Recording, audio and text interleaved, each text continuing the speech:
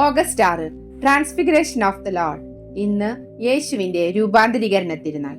കർത്താവിന്റെ രൂപാന്തരീകരണം ദൈവമെന്ന നിലയിലുള്ള നമ്മുടെ കർത്താവിന്റെ മഹത്വത്തെയും അവന്റെ സ്വർഗത്തിലേക്കുള്ള ഉയർത്തപ്പെടലിനെയുമാണ് വെളിപ്പെടുത്തുന്നത്. ദൈവത്തിന്റെ തിരുമുഖം നമുക്ക് ദർശിക്കുവാൻ കഴിയുന്ന സ്വർഗത്തിന്റെ മഹത്വത്തെ ഈ തിരുനാൾ എടുത്തു കാണിക്കുന്നു. താബോർ മലയിൽ വെച്ചാണ് മനുഷ്യനായ ദൈവം തന്റെ പൂർണ്ണ മഹത്വത്തോടു കൂടി പ്രത്യക്ഷപ്പെടുന്നത്.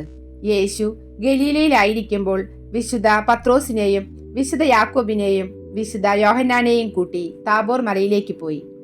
യേശു പ്രാർത്ഥിച്ചു കൊണ്ടിരുന്നപ്പോൾ ദിവ്യപ്രകാശം യേശുവിന്റെ ശരീരത്തെ മുഴുവൻ വലയം ചെയ്തു.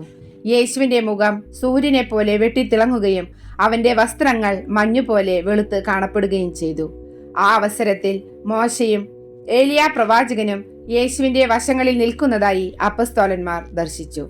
ജെറുസലേമിൽ സഹനങ്ങൾ അനുഭവിച്ചുകൊണ്ടുള്ള യേശുവിന്റെ മരണത്തെക്കുറിച്ച് മോശയും ഏലിയായും യേശുവിനോട് സംസാരിക്കുന്നതായും അപ്പസ്തോലന്മാർ കേട്ടു. ഈ അതിശയകരമായ ദർശനം കണ്ട അപ്പസ്തോലന്മാർ സന്തോഷവാന്മാരായി. കർത്താവെ, നമുക്കിവിടെ 3 കൂടാരങ്ങൾ പണിയാം, ഒന്ന് ദൈവത്തിനും ഒരെണ്ണം മോശയ്ക്കും മറ്റേത് ഏലിയായ്ക്കുമെന്ന് പത്രോസ് വിളിച്ചു പറഞ്ഞു. പത്രോസ് പറഞ്ഞുകൊണ്ടിരിക്കെ പെട്ടെന്ന് വെളുത്ത് തിളക്കമുള്ള ഒരു മേഘം സ്വർഗത്തിൽ നിന്നിറങ്ങി വരികയും ഇവൻ എൻ്റെ പ്രിയപുത്രൻ, ഇവനിൽ ഞാൻ സംപ്രീതനായിരിക്കുന്നു, ഇവൻ പറയുന്നത് കേൾക്കുക എന്നൊരു സ്വരം ഉണ്ടാവുകയും ചെയ്തു. താൻ മരിച്ചവരിൽ നിന്ന് ഉയർത്തെഴുന്നേൽക്കുന്നതുവരെ ഇക്കാര്യം ആരോടും പറയരുതെന്ന് യേശു അവരെ വിലക്കി. ഈ രൂപാന്തരീകരണത്തിലൂടെ പുനരുത്ഥാന ഞായറാഴ്ചയ്ക്ക് ശേഷം താൻ സ്ഥിരമായി ആയിരിക്കുവാൻ പോകുന്ന മഹത്വമാർന്ന അവസ്ഥയിലേക്ക് യേശു അല്പസമയത്തേക്ക് പോവുകയായിരുന്നു.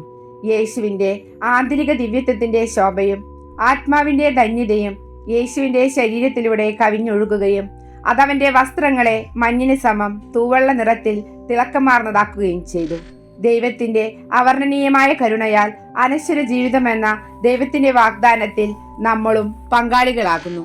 തന്റെ സഹനങ്ങളെയും മരണത്തെയും കുറിച്ച് പ്രവചിച്ചപ്പോൾ അസ്വസ്ഥരായ ശിഷ്യന്മാരെ ധൈര്യപ്പെടുത്തുക എന്നതായിരുന്നു യേശുവിന്റെ രൂപാന്തരീകരണത്തിന്റെ ലക്ഷ്യം. യേശുവിനോടൊപ്പം സഹനങ്ങൾ അനുഭവിച്ചാൽ മാത്രമേ നമുക്കെല്ലാവർക്കും അവനോടൊപ്പം മഹത്വത്തിലേക്ക് പ്രവേശിക്കുവാൻ കഴിയുകയുള്ളൂവെന്ന് അവിടുത്തെ രൂപാന്തരീകരണ തിരുനാൾ നമ്മെ ഓർമ്മിപ്പിക്കുന്നു.